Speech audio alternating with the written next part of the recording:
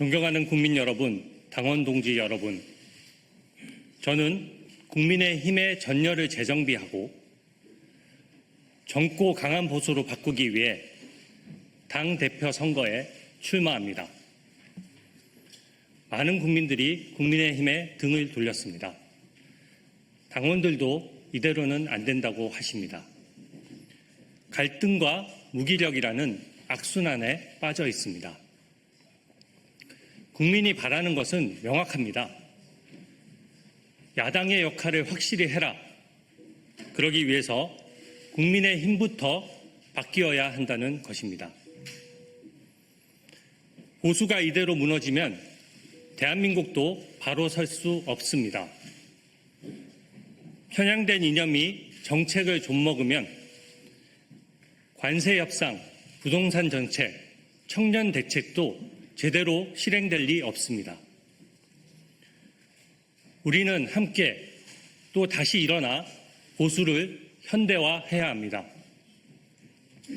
젊고 강하면서도 유능한 보수로 거듭나야 합니다. 저는 한결같이 보수의 가치를 지켜왔습니다.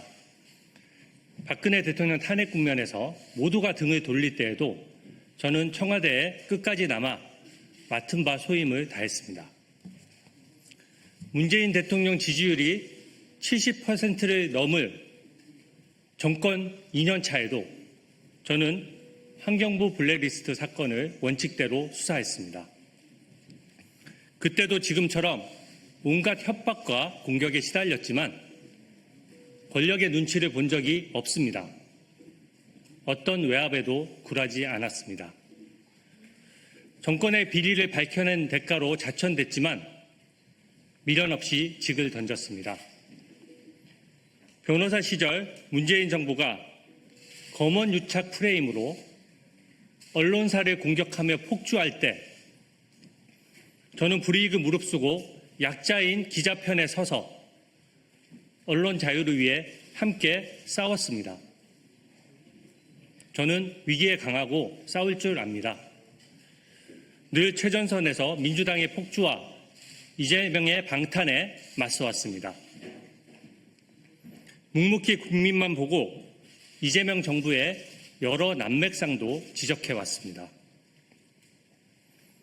민주당으로부터 무수히 많은 고발과 거짓 모함을 받았지만 스스로가 당당하게 살아왔기에 단 한 번도 물러서지 않았습니다.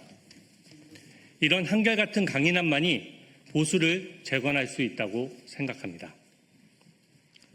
저 혼자서는 할 수 없습니다. 강인함은 동료들과 함께 갈 때 비로소 진짜 리더십이 된다고 생각합니다.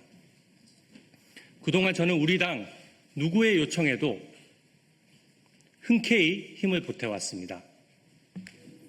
계파, 직위, 나이, 성별을 가려본 적이 없습니다. 저는 혼자도 강하지만 팀으로 일할 때 더 강합니다. 저에게 함께 일할 팀을 붙여주십시오. 당 지도부가 컨트롤 타워가 되어서 상임위와 개별 의원들의 투쟁력을 확 높여놓겠습니다. 저는 진심으로 우리 당의 저력을 믿습니다. 국민의 뜻을 받들어 당을 개혁하겠습니다. 첫째, 일하는 국민의 힘이 되어야 합니다. 정권 초는 정책과 인사의 방향이 정해지는 중요한 시기입니다. 국익을 위해 정부 여당을 견제하고 더 나은 대안을 제시해야 합니다. 먼저 일할 수 있는 시스템부터 갖추겠습니다. 중진 의원들 위주의 경직된 의사결정 구조부터 당장 바꾸겠습니다.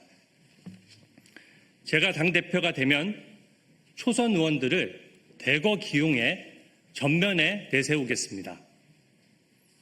국민 앞에 신선함과 열정을 보여드리겠습니다.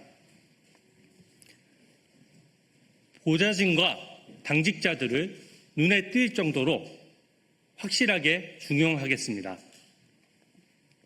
갑질이 아닌 수평적 파트너십으로 시너지를 내고 민주당과도 차별화할 것입니다.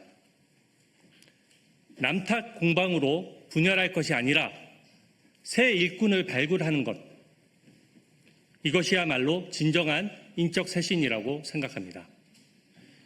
일하는 사람이 힘나도록 신상필벌 원칙도 확립하겠습니다.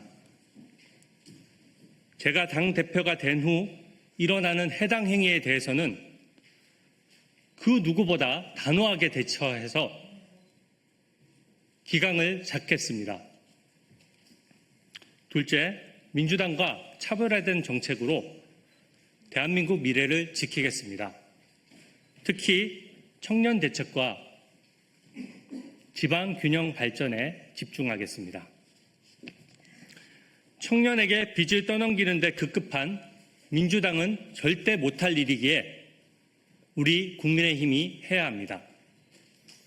대기업의 20대 비중은 불과 2년 사이에 25%에서 21%로 급감했습니다. 청년의 사회 진출이 늦어지면서 청년의 이해관계를 대변할 통로는 점점 좁아지고 있습니다. 청년 일자리와 주거 문제부터 해결해야 출산율도 회복될 것입니다. 국민의힘은 2030 세대의 절박한 목소리에 더 귀 기울여야 합니다. 청년의 권익을 대변하는 그런 정당이 되어야 국민의힘의 미래가 있습니다. 지방의 인구 유출과 수도권의 과밀화는 정말 심각한 수준입니다. 현재 대한민국처럼 수도권에만 몰려서 한정된 국토만 이용하는 나라는 세계적으로 없습니다. 지방에 양질의 일자리와 인프라를 많이 만들면 수도권 과밀화도 막고 덩달아 수도권 집값도 잡을 수 있습니다. 획기적인 수준의 지방 균형 발전이야말로 대한민국의 경쟁력도 살리고 국토도 고루 활용하는 길이라고 확신합니다. 셋째, 민주당은 절대 하지 못할 개혁부터 추진하겠습니다. 차별화 전략입니다. 출판 기념회를 통해 국민 몰래 돈을 걷거나 약자에게 갑질하는 행태부터 근절하겠습니다.